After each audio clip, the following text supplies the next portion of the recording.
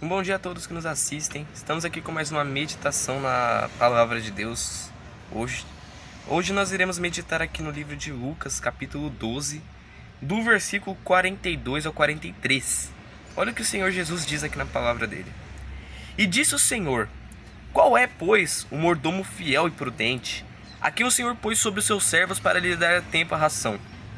Bem-aventurado aquele servo a quem o seu Senhor, quando vier, achar fazendo assim. Jesus ele diferencia dois tipos de pessoas, o servo fiel e o servo infiel. Qual a diferença de ambos? O servo fiel é aquele que faz o que o seu senhor manda. A gente vê que na época existia servo e o seu senhor, né? Servo e senhor. O servo obedecia o seu senhor, né? O senhor era obedecido pelo seu servo, normalmente. E existiam servos que eram prudentes e uns que eram imprudentes. Ou seja, o que significa? O prudente era aquele que fazia o que o servo mandava. Por exemplo, se o senhor mandasse, olha, eu vou sair por uns dias, fique cuidando da casa, toma conta de tudo. Se o servo faz isso e ele faz o que o seu senhor manda, ele está sendo um servo prudente. Mas um servo imprudente é aquele que faz totalmente o contrário do que o servo manda, do que o seu senhor manda, quer dizer. Ou seja, se o senhor ele manda assim, olha, vigie a casa, faz isso aqui o outro, vê se tem alguma coisa faltando, vê se há alguma coisa que está fora do lugar, aí você arruma, faz isso aqui o outro, enfim, se o senhor manda alguma coisa e o servo não faz, logo ele está sendo um servo imprudente. Ou seja, ele não está obedecendo ao seu senhor, não está obedecendo ao que o seu senhor mandou. E o que isso tem a ver com a vida espiritual? Você me pergunta. A semelhança disso com a vida espiritual é que Deus, ele é o Senhor e nós somos servos. Nós somos discípulos, nós somos seguidores de Jesus Cristo. E por causa disso, a gente faz o que Deus manda, a gente faz o que o Senhor Jesus manda. E o que Jesus ele manda? Ele manda para que obedecêssemos a sua palavra, para que ouvíssemos o que ele tem a nos dizer, o que ele tem a nos falar, para que a gente venha escutar e botar em prática aquilo que ele nos falou.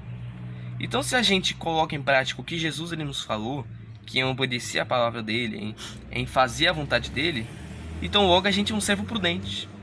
Só o que é ser um servo imprudente? É a gente falar que a gente é servo, falar que a gente é um servo de Deus, é um servo do Senhor Jesus, né, um servo de Deus, mas a gente não fazer o que Deus manda. O que Deus nos...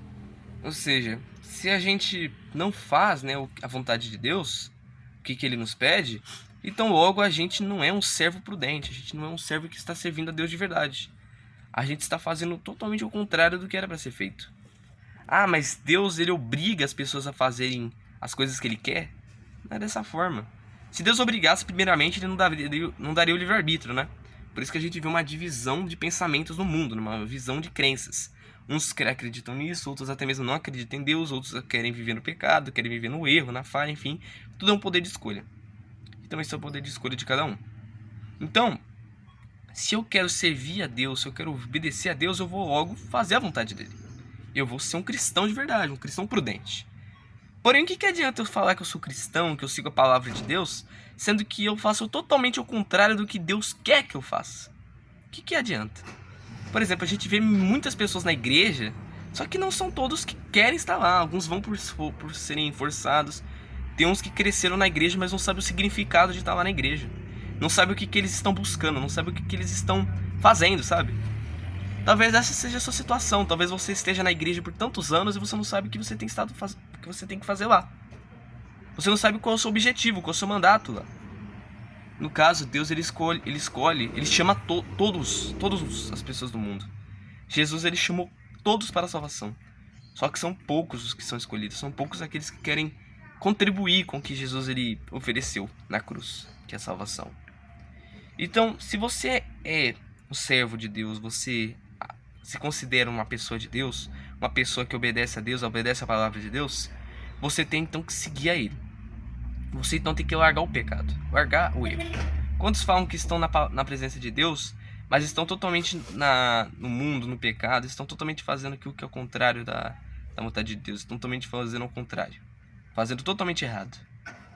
Então, não adianta eu viver na presença de Deus, na palavra de Deus, e ao mesmo tempo eu estiver servindo ao pecado, ao mundo.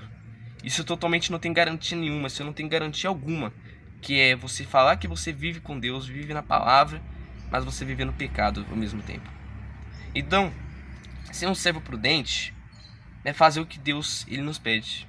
O que Jesus ele pede pra gente fazer? Ele pede pra gente se manter na presença dele, ganhar almas, né? Fazer praticamente, né, se abstermos de todo o pecado, ou seja, a gente não praticar nenhum pecado. Claro que a gente vai pecar, mas não permanecer no pecado, no caso. Se a gente permanecer no pecado, na vida errada, então logo a gente não está sendo prudente de verdade. Não estamos na prudência do Espírito Santo de fato, de verdade. Então, o que é um servo de verdade? O que é uma pessoa que serve a Deus de verdade? É aquela que obedece a Deus, é aquela que obedece a palavra de Deus. Se eu não obedeço a Deus, não estou sendo um servo prudente, não estou fazendo a vontade de Deus de forma correta. Então, por exemplo, Jesus ele fala que o bem-aventurado é aquele servo a quem o seu Senhor, quando vier, achar fazendo assim. Ou seja, achar fazendo aquilo que ele mandou, aquilo que ele ordenou.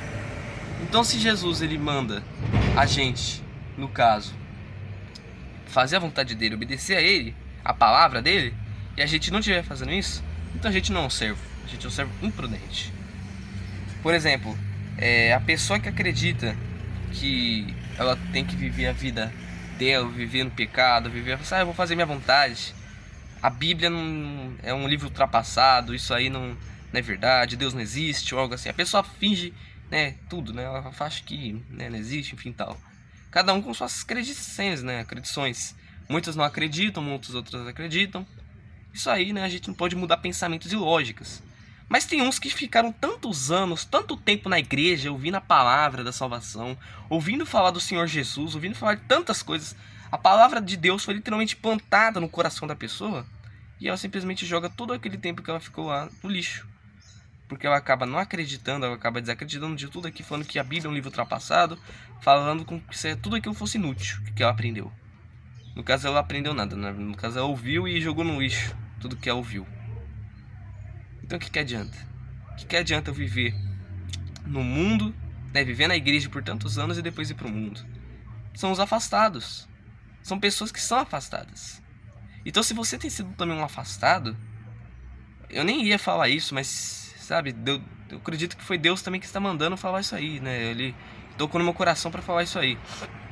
Se você é afastado, você tá há meses, anos até assim, afastado da presença de Deus, volte. Volte ainda hoje, meu amigo. Volte ainda hoje. Não importa de que denominação você seja, mas se você realmente estava na presença de Deus, você estava forte na presença de Deus, você buscava a Deus todos os dias, mas você acabou se afastando, você achou que o brilho do mundo era melhor do que o brilho que o Espírito Santo tem a te oferecer. Então, mas você sabe que tudo isso aí só trouxe desgraça para sua vida. Então volte para a presença de Deus ainda, imediatamente, meu amigo. Volte para a presença dele. Volte.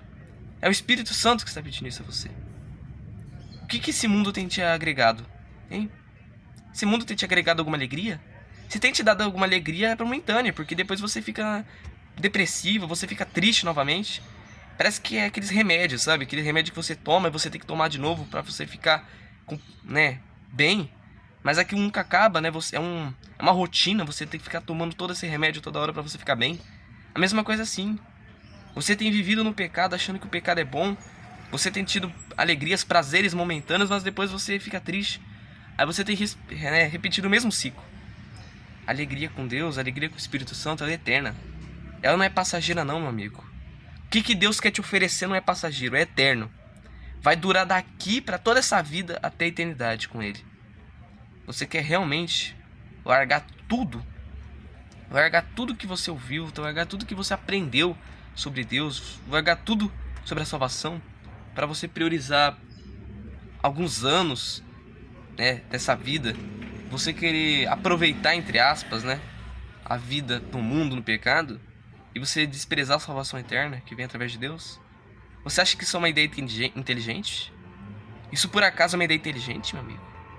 Isso por acaso é uma ideia inteligente? Não. Então, volte pra Ele. Volte pra Ele. Mas se você acha que isso não vale a pena, vai na sua fé. Amém. Porque eu também não posso, né, mudar o seu pensamento, não posso mudar a sua cabeça, nem Deus pode fazer isso. Jesus mesmo, ele não mudou a mente dos fariseus que falavam que ele era usado por espíritos malignos, né? Nem Jesus mudou a mente daqueles daqueles fariseus e de todos aqueles que não acreditavam nele. Então também não vai mudar sua mente, assim, seu pensamento, dessa forma. Se você acredita nisso, infelizmente, né? Tá bom. Mas se você reconhece que você precisa de Deus realmente, você sabe que você perdeu muito tempo nesse mundo, e você sabe que você tem que voltar pra Deus, você sabe que se você morrer agora, você não vai, né, ter um caminho bom pra sua eternidade. Então, o agora, né? Hoje é agora, né? Volte pra presença de Deus. Volte pra Ele. Ah, eu não tenho encontrado forças. Vamos falar com Deus aí. Eu determino em nome de Jesus, você vai ter forças para voltar ainda hoje. Em nome do Senhor Jesus Cristo, você vai ter forças. Se você tem estado afastado da presença de Deus até aqui e você não tem encontrado forças para voltar, você vai voltar agora. Você vai voltar ainda hoje, em nome de Jesus.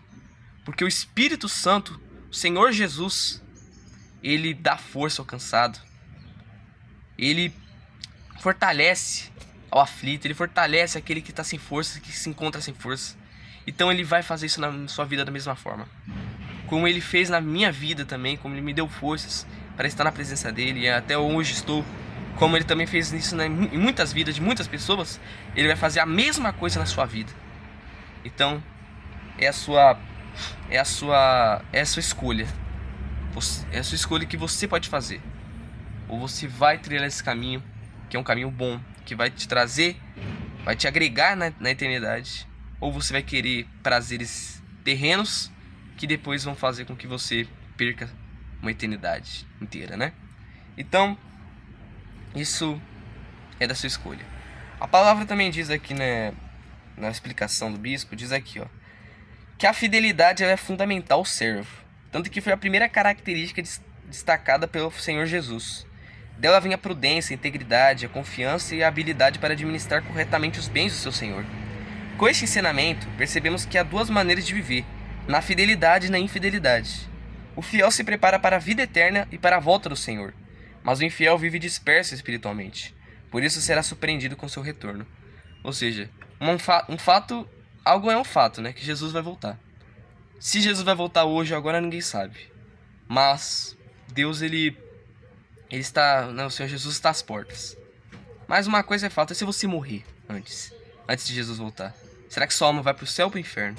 Será que sua alma está salva? Dependendo, se você é prudente, fiel ou infiel, né? Dependendo da sua escolha nesse mundo, isso vai determinar onde a sua alma vai. Deu para entender? Então é isso. Voltando com a mensagem, volte para a presença de Deus se você tem estado afastado, volte para Ele. Jesus vai te dar forças, meu amigo. Eu te garanto que a alegria eterna é muito maior que a alegria terrena, que é passageira, que acaba. Porque a alegria no céu, ela é eterna, ela é ilimitada, ela não acaba nunca. Porque é a alegria que vem somente do Espírito Santo. Deus abençoe a todos em nome de Jesus. Até o próximo vídeo. Amém.